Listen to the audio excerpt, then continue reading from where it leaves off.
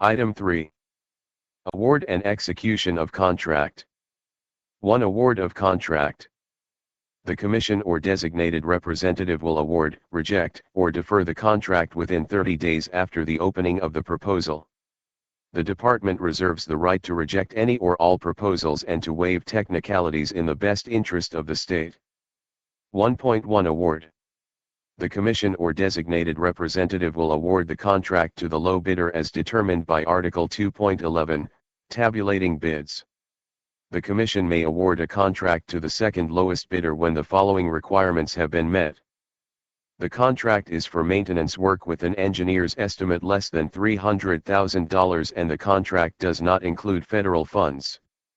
The low bidder withdraws its bid or fails to enter into contract. The second lowest bidder agrees to perform the work at the unit bid prices of the low bidder. The Executive Director recommends in writing the award of the contract to the second lowest bidder, and the Commission agrees with the Executive Director's recommendation for award to the second lowest bidder. 1.2 Rejection. The Commission or designated representative will reject the contract if collusion may have existed among the bidders. Collusion participants will not be allowed to bid future proposals for the same contract. The low bid is mathematically and materially unbalanced. The bidder will not be allowed to bid future proposals for the same contract. The lowest bid is higher than the Department's estimate and re-advertising for bids may result in a lower bid. The low bid contains a bid error that satisfies the requirements and criteria in Article 2.12, Consideration of bid errors, or rejection of the contract is in the best interest of the state. 1.3 Deferral. The Commission may defer the award or rejection of the contract when deferral is in the best interest of the state. 2. Rescinding of award. The Commission or designated representative reserves the right to cancel the award of any contract before contract execution with no compensation due when the cancellation is in the best interest of the state. The Department will return the proposal guarantee to the contractor. 3. Disadvantaged Business Enterprise, DBE/Small Business Enterprise, SBE. Submit all DBE/SBE information in the time frame specified when required by the proposal. 4. Execution of contract. Provide the following within 15 days after written notification of award of the contract. 4.1 Contract. Execute the contract as prescribed by the Department. 4.2 Bonds. Execute and date the performance and payment bond in the full amount of the contract with the powers of attorney. Provide bonds in accordance with Table 1. Furnish the payment and performance bonds as a guarantee for the protection of the claimants and the Department for Labor and Materials and the faithful performance of the work. Table 1. Bonding requirements. Contract amount and required bonds. Less than $25,000 no bond required. $25,000 to $100,000 payment bond required. More than $100,000 performance and payment bond required. Sample versions of the standard performance and payment bonds may be viewed on the Department's website. 4.3 Insurance. Submit a certificate of insurance showing coverages in accordance with contract requirements. Insurances must cover the work for the duration of the contract and must remain in effect until final acceptance.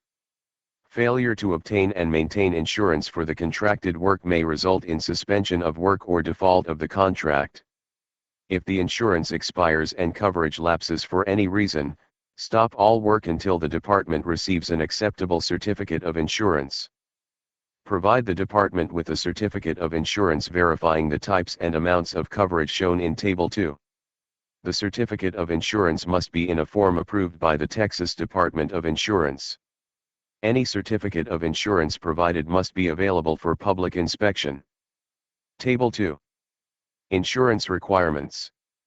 Type of insurance and amount of coverage. Commercial general liability insurance required if not less than $1 million each occurrence. Business automobile policy required if not less than $600,000 combined single limit. Workers' compensation required if not less than statutory. All risk builders risk insurance, for building facilities contracts only. Required if 100% of contract price. By signing the contract, the contractor certifies compliance with all applicable laws, rules, and regulations pertaining to workers' compensation insurance. This certification includes all subcontractors.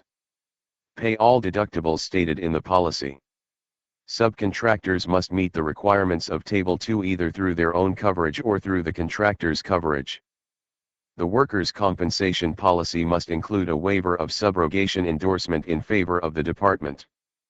For building facilities contracts, provide all risk builders risk insurance to protect the department against loss by storm, fire, or extended coverage perils on work and materials intended for use on the project including the adjacent structure.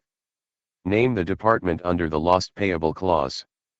For contracts with railroad requirements, see project-specific details for additional insurance requirements. Provide a substitute surety on the contract bonds in the original full contract amount within 15 days of notification. If the surety is declared bankrupt or insolvent, the surety's underwriting limitation drops below the contract amount or the surety's right to do business is terminated by the state.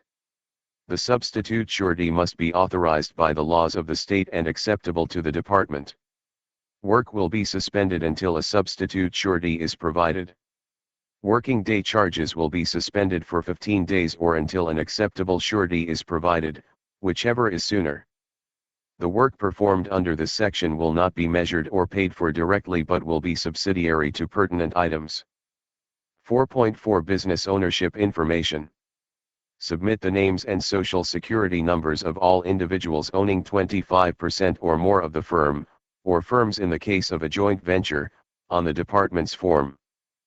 4.5 List of quoting suppliers and subcontractors. For a construction contracts, submit a list of all suppliers and subcontractors that quoted on the contract. Include names, addresses, telephone numbers, and types of work required. 4.6 Railroad documents. Provide all required documents for satisfaction of railroad requirements for projects that have work which involves railroad right-of-way. Comply with the requirements of Article 5.8, Cooperation with Railroads. 5. Failure to enter contract. If the contractor fails to comply with all of the requirements in Article 3.4, Execution of Contract, the proposal guarantee will become the property of the state, not as a penalty, but as liquidated damages. The contractor forfeiting the proposal guarantee will not be considered in future proposals for the same work unless there has been a substantial change in design of the work. 6. Approval and execution of contract. The contract will be approved and signed under authority of the Commission.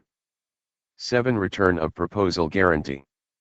The proposal guarantee check of the low bidder will be retained until after the contract has been rejected or awarded and executed.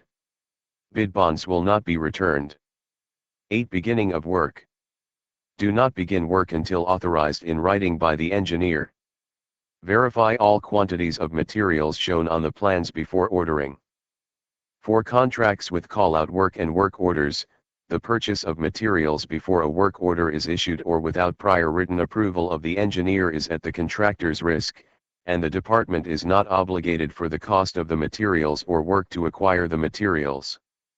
9. Assignment of contract. Do not assign, sell, transfer, or otherwise dispose of the contract or any portion rights, title, or interest, including claims, without the approval of the Commission or designated representative. The department must deem any proposed assignment justified and legally acceptable before the assignment can take place. 10. Excluded parties. The contractor certifies by signing the contract that the contractor will not enter into any subcontract with a subcontractor that is debarred or suspended by the department or any federal agency.